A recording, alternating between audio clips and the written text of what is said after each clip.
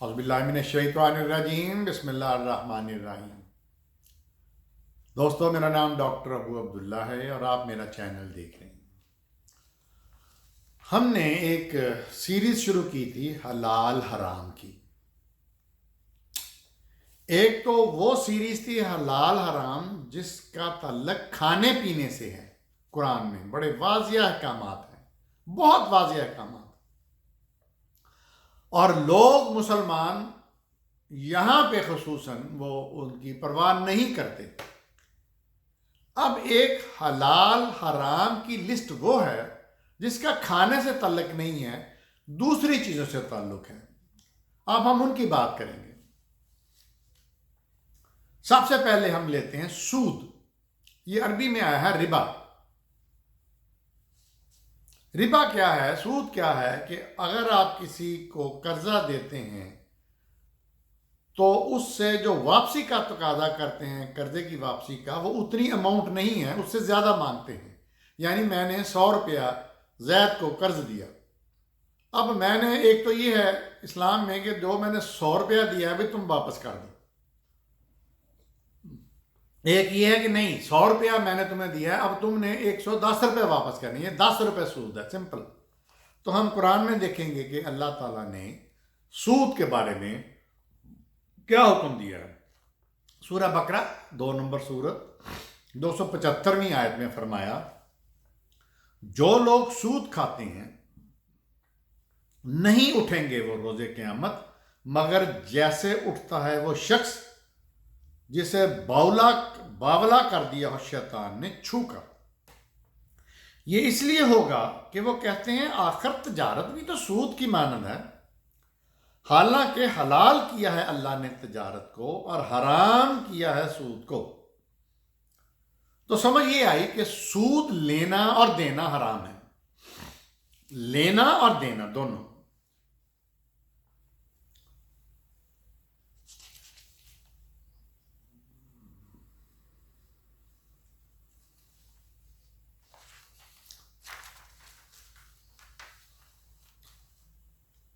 تو یہ جو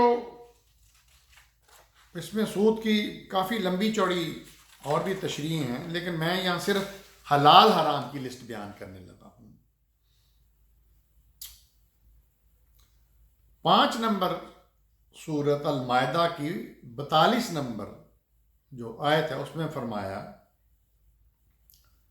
جھوٹ کے لیے جاسوسی کرنے والے، یہ بنی اسرائیل سے خطاب، بنی اسرائیل سے، جھوٹ کے لیے جاسوسی کرنے والے، بڑے حرام کھانے والے، پس وہ اگر آپ کے پاس آئیں تو آپ ان کے درمیان فیصلہ کر دیں یا ان سے منہ پھیر لیں۔ یہاں بنی اسرائیل میں کہا گیا ہے حرام کھانے والے جو ہیں۔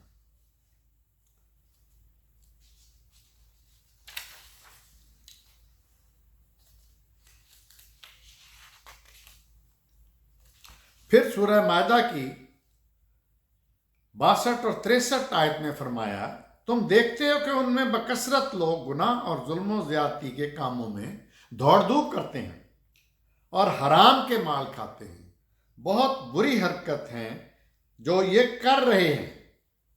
کیوں نہیں ان کے مذہبی رہنما انہیں گناہ پر زبان کھولنے اور حرام کھانے سے نہیں روکتے؟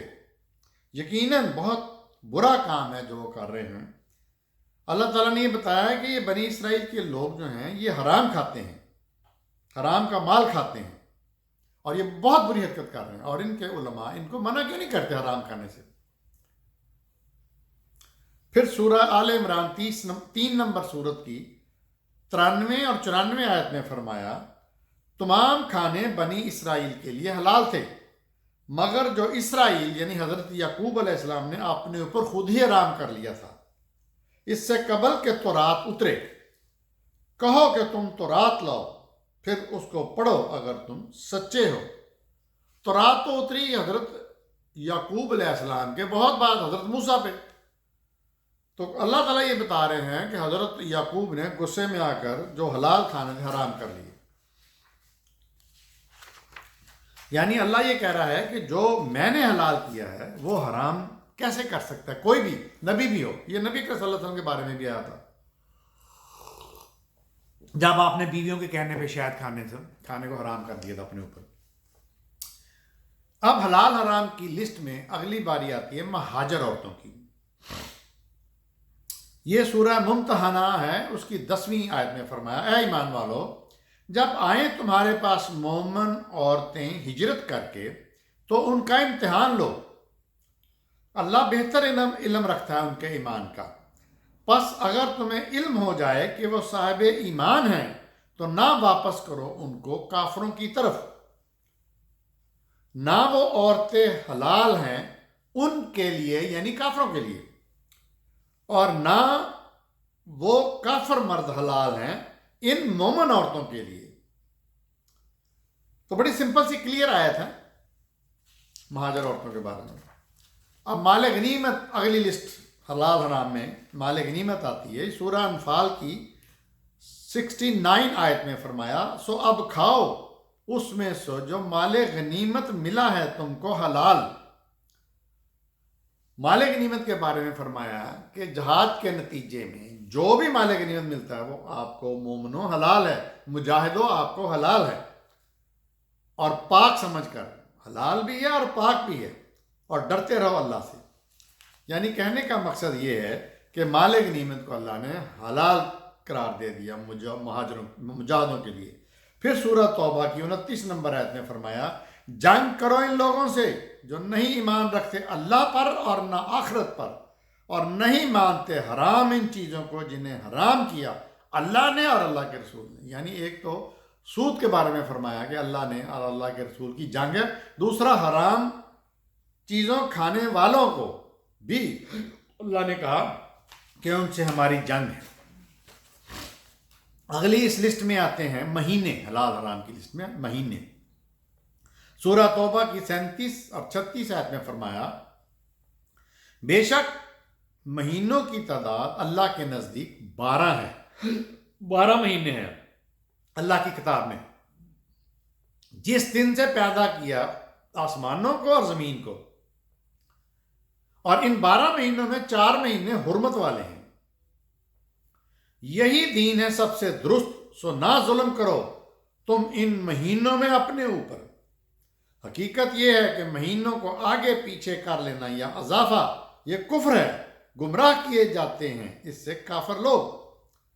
حلال کر لیتے ہیں کسی مہینے کو ایک سال اور حرام کر دیتے ہیں اسی مہینے کو دوسرے سال، تاکہ پوری کر لیں تعداد ان حرمت والے مہینوں کی جنہیں اللہ نے حرام ٹھہرایا ہے. اور اس طرح حلال کر لیں وہ مہینہ جسے حرام قرار دیا. یعنی یہ کافروں کی ایک عادت تھی مشرکوں کی کہ مہینوں کو اللہ نے تو کہا 12 ہیں، انہوں نے کبھی بڑھا لیا، کبھی کسی ایک سال ایک کو مہینے کو حلال کر دیا، دوسرے اللہ نے کہا کہ 4 مہینے حرمت والے ہیں یعنی حلال ہیں. تو یہ اگلی لسٹ ہے حلال مہینوں کی.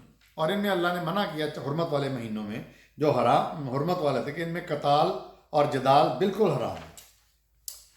اب اگلی لسٹ میں آتے ہیں حلال حرام کی، وہ ہے رشتے یعنی ریلیشنز، تعلقات. النساء 4 نمبر سورت کی 23 آیت میں فرمایا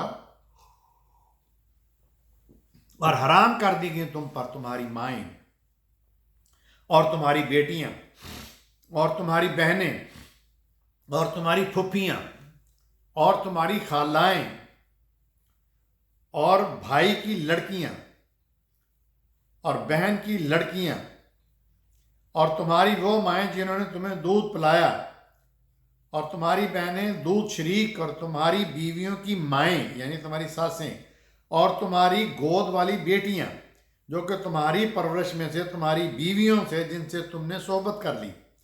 پس اگر تم نے صحبت نہیں کی ان سے تو نہیں گنا تم پر، اور بیویاں تمہارے ان بیٹوں کی جس سے تمہاری پشت، یا یہ کہ تم 2 بہنوں کو جمع کرو مگر جو پہلے ہو چکا. بے شک اللہ غفور الرحیم ہے.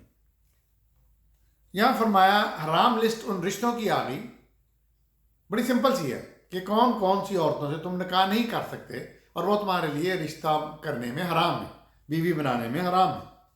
اس میں مائیں، بیویاں، بیٹیاں، پھپھیاں، خالائیں اور مطلب دودھ شریک، رضائی جس کو کہتے ہیں بائیں، اور تمہاری بیویوں کی بھی ساسیں اور ان کی تمہاری بیویوں کی وہ بیٹیاں جو تمہاری صلب میں سے نہیں ہیں، جو کہ دوسری سے لیکن تم انہیں پرورش پا رہے ہو اگر تم نے ان سے صحبت کر لی ہے، وغیرہ وغیرہ۔ تو یہ ایک لسٹ ہے حرام حلال کی رشتوں میں۔ پھر اگلی 24 نمبر النساء کی سورت کی 24 آیت میں ہاں دو کٹھی بہنوں کو بھی نکاح کرنا ایک وقت حرام ہے۔ النساء 24 نمبر آیت میں فرمایا اور خاوند والی عورتوں سے، مطلب جو پہلے سے شادی شدہ ہیں وہ بھی تمہارے حرام ہیں، مگر وہ جو ملک ہو جائیں تمہارے دائنے ہاتھ کی، یعنی جو کسی طرح جنگ و جدل جہاد کے نتیجے میں وہ تمہارے قبضے میں آ جائیں۔ اب اگر ان کے خاوند بھی ہیں تو وہ تم پر حلال ہیں۔ یہ حکم ہے اللہ کا تم پر، اور حلال ہیں تمہارے لیے سوائے ان کے تم چاہو اپنے مالوں میں سے قید نکاح میں لانے کو، نہ کہ بدکاری کے لیے۔ پس جو نفع یا لطف حاصل کرو اس سے ان میں سے تو ان کو دے دو ان کے مہر مقرر کردہ، اور نہیں گناہ تم پر اس سے جو تم باہم راضی ہو جاؤ اس سے اور اس کے بعد مقرر کرنے کے لیے۔ اچھا، یہاں بڑا سمپل سے فرمایا ہے کہ جو خامند، جن کی خامند ہیں مسلمان، ان سے تو تم نکاح نہیں کر سکتے، وہ تو آلریڈی خامند ہیں، لیکن اگر کوئی عورتیں کفار کی آ جاتی ہیں تمہارے اپنا لڑائی کے بعد ملکیت میں کنیزوں کے طور پہ، تو وہ تم پر حلال ہے۔ تو اور فرمایا کہ اس کے علاوہ اور بھی تمہیں لسٹ کے علاوہ سب حلال ہیں، لیکن نکاح میں لانے کے لیے، یہ نہیں کہ بدکاری کرو ان سے، اور مہر بھی ان کو دے دو۔ مہر دینے کے بعد بے شک اللہ جاننے والا اور حکمت والا۔ تو جن عورتوں سے نکاح حرام ہے، یہ حرمت 3 طرح کی ہے: حرمت نسب، حرمت رضاعت دودھ شریک، اور حرمت مسارحت یعنی سسرالی۔ حرمت نسب جن عورتوں سے متعلق ہے وہ 7 ہیں۔ نمبر 1 ماں، اب ماں میں دادی نانی وغیرہ شامل ہو گئی۔ نمبر 2 بیٹی، اس میں پوتی نواسی وغیرہ بھی آ گئی۔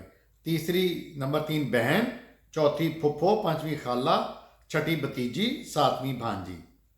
سو اس میں جو رشتے نسب سے متعلق ہیں وہ رضاعت کے حوالے سے بھی اسی طرح حرام ہے، یعنی جو دودھ پی لیا ایک ہی ماں کا تو وہ اب بھائی بہن ہو گئے۔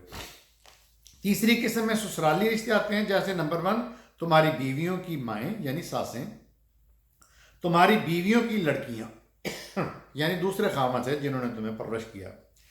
نمبر 3 اور ان بیویوں کی لڑکیاں جن سے تمہارا ازواجی تعلق، یعنی تم صحبت کر چکے ہو، اور اگر صحبت نہیں کی تو پھر حلال ہیں۔ نمبر 4 بیٹوں کی بیویاں، ان سے بھی نکاح حرام ہے یعنی بہویں۔ نمبر 5 بیوی کی بہن، تو یہ بھی ہے۔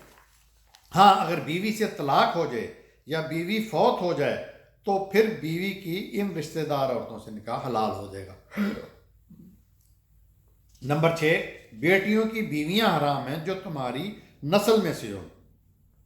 اس سے مراد عرب میں رائج ایک رسم ہے جس میں کسی کو بھی منہ بولا بیٹا بنا لیا جاتا تھا اور اس کی بیوہ اور متعلقہ سے نکاح حرام سمجھا جاتا تھا۔ اللہ نے منع کر دیا۔ 2 بہنوں کو، خواہ وہ حقیقی ہوں رضائی یا رضائی بہنیں ہوں، وہ نکاح میں ایک میں جمع نہیں کیا جا سکتا۔ اگر ہم اوپر والی آیات کا جائزہ لیں تو پتہ چلتا ہے کہ اللہ ہر حالت میں انسانی رشتوں کا تقدس چاہتا ہے۔ وہ ایک اچھے اور مکمل اسلامی خاندان کا احیاء چاہتا ہے جس میں نفرتیں، کدورتیں، حسد، بغض، کینہ اور نفرت نہ ہو، تاکہ خاندان ٹوٹ پھوٹ کا شکار نہ ہو، بلکہ نسل در نسل امن، سکون اور آتشی سے چلتا رہے، اور رشتوں میں پاکیزگی رہے، اور خاندان میں موجود لوگوں میں محبت، الفت، رواداری اور رحم کے جذبات رہیں۔ اگلی لسٹ حرام حلال میں آتی ہے فحش گوئی، شرک۔ سورہ اعراف 33 نمبر آیت میں فرمایا، کہو بس حرام کی ہے میرے رب نے تمام فواحش، فحش چیزیں، خواہ وہ کھلی ہوں یا چھپی ہوئی ہوں، اور گناہ اور سرکشی نہ حق، اور یہ کہ اللہ کے ساتھ کسی کو شریک بناؤ۔ یہ حرام حلال کی لسٹ میں اگلی باتیں ہیں۔ نمبر 1 فحشی، زنا، मतलब लवातत, नंगापन, जो शैतानी हरकतें, बदकारी, बेहयाई, जिनसी हरकत, सकनात, खुफिया वगैरह वगैरह। नंबर 2, हर गुनाह की बात चाहे छोटी हो या बड़ी हो। नंबर 3, किसी पर नाहक जुल्म करना और सरकशी करना, जिसको परसिक्यूशन अंग्रेजी में कहते हैं, ये भी हराम है। नंबर 4, शिर्क, ये भी हराम है कि तुम अल्लाह के साथ किसी को उसका शरीक बनाओ। तो यहाँ हम इसको लिस्ट को ख़त्म करते हैं, हम इसको कंटिन्यू करेंगे। देखते रहिए मेरा चैनल डॉक्टर अबू अब्दुल्ला।